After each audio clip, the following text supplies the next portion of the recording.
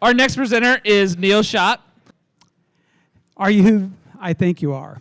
Is a question my mother asked my father just over a year ago. When I heard the question, it caused me to silently ask myself, am I who I think I am? When life presents enormous challenges for those you love, I discovered that the solution will be apparent if you value relationships and acknowledge the power of love. Let me tell you my family's story. Mom and Dad met while he was a young Air Force lieutenant, earning his wings. They had a small military wedding. 9 months later, when their first son was born, Dad was overseas in Africa. They had 5 boys with the first 9 months of their marriage. Dad's military service and airline employment, they moved 8 times in the first 10 years.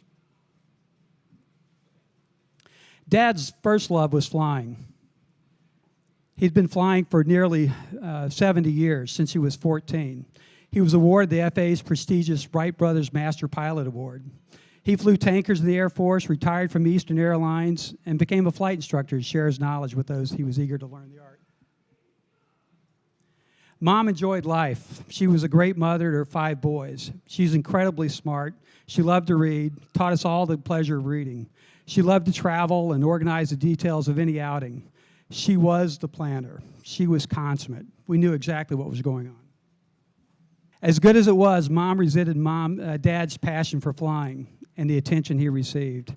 She was angry. She could never compete with flying, and there was nothing she could do to win. Dad's loving response was to give her whatever she wanted. That was his life as a pilot, objective-based, delivering an airplane and the passengers. Her disappointments were etched in her mind and repeated constantly over the years to anyone that would listen. My brothers and I gladly pursued our lives away from the epicenter of her emotions that consumed her and caused the unraveling of her relationship and marriage. She asked him to divorce her, and as always, he followed her directions. I suppose he did it out of love.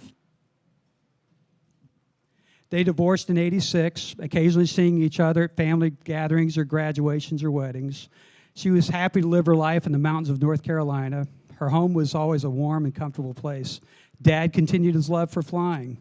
They never remarried and always seemed interested in each other, but from a distance.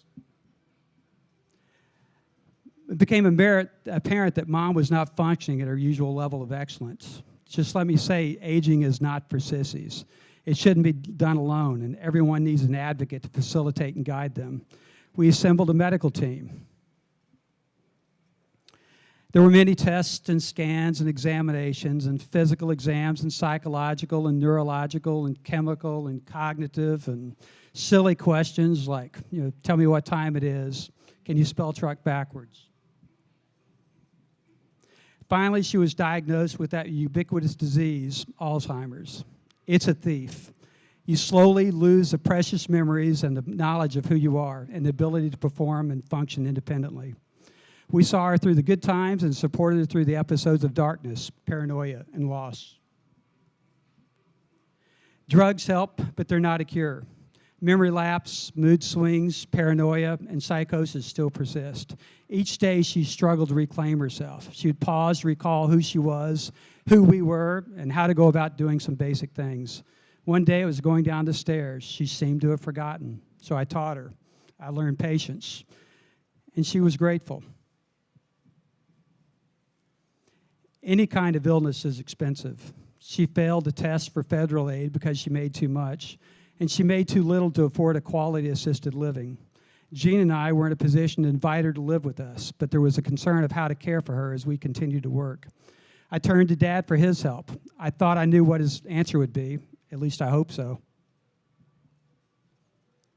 We invited Dad to help share in the nurture of Mom and to become her caregiver.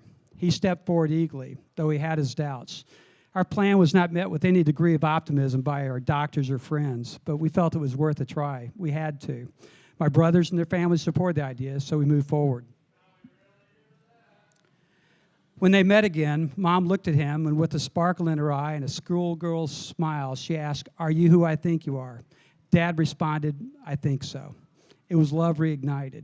She became his new airport, feeding her, caring for her, and loving her. I looked at Dad and realized he had changed, and I silently asked him, "Are you who I think you are?" We created an environment that would allow them to succeed, a large space enough to give everyone their privacy, small enough to be watchful and alert for their needs. And they were sleeping together within 3 days. It wasn't long before talk of remarriage was taking place and long discarded wedding bands were being worn again. On November 14th, Dad took the hand of his bride once again, for better or for worse. It was a small, intimate wedding held in our house and blessed by the pastor of our church. Mom enjoyed the attention and the ceremony and the cake and the flowers, and Dad was uncomfortable with the kindness and commotion. But he loved the sparkle in Mom's eyes, and I asked myself, are they the people I thought they were? Much like the nature versus nurture debate, we'll never know if this was a matter of forgiveness or forgetfulness. Either way, they're happy and love honeymooners and a testimony to the power of love.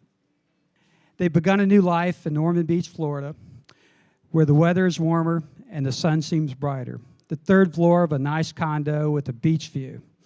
And my brother Bruce is providing the watchful eye. Mom doesn't remember the bad stuff. She's blissful.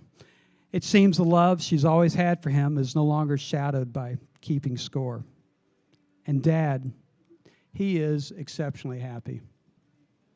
Medical science remains helpless when it comes to dealing with this thief. Fundamentally, it's all about relationships, through the good and through the bad. It's recognizing the power of love and giving a positive answer to that self-directed question, are you who I think you are? Thank you.